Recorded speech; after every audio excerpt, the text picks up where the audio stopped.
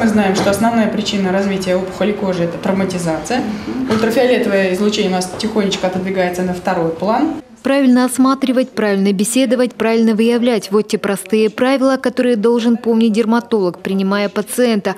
Главное – не лениться, и даже при отсутствии серьезных жалоб обязательно осмотреть посетителя, чтобы не упустить время и вовремя поставить диагноз. Очень интересный формат выбран общения.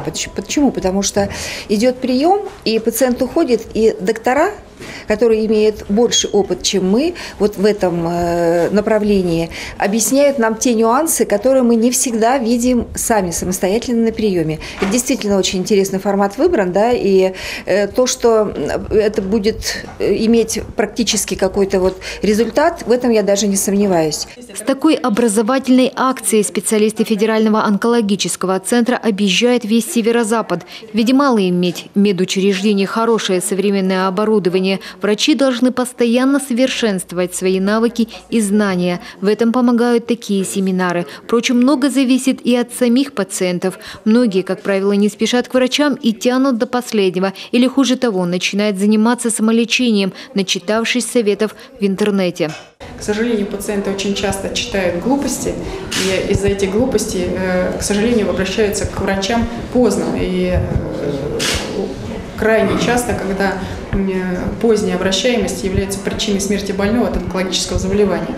Очень много пациентов, которые приходят уже со второй головой, едва приползая, но при этом считая, что он сейчас вот доработает, а потом уже что-то будет лечить. И вот это, к сожалению, является основополагающим.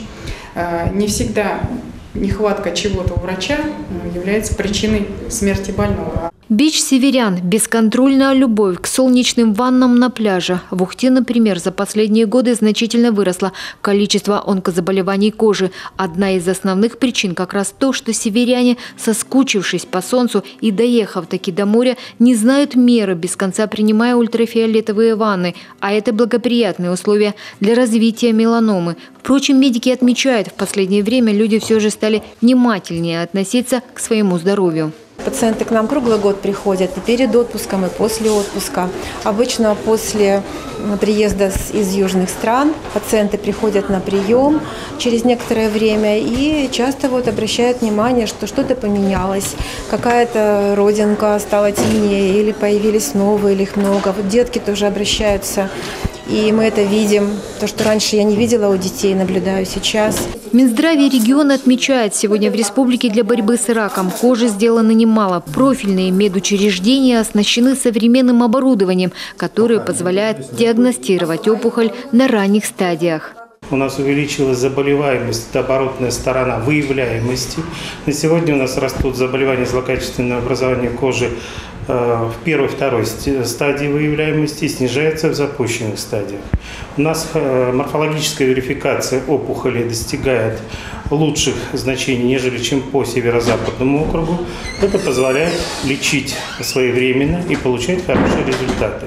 Кстати, это не первый семинар, который онкологический центр проводит в Коми. В рамках соглашения с правительством республики медики Санкт-Петербурга уже читали лекции по раннему выявлению рака молочных желез. До конца года врачей республики ждет еще один семинар. Елена Кононова, Олег Жуковский, телеканал Юрган.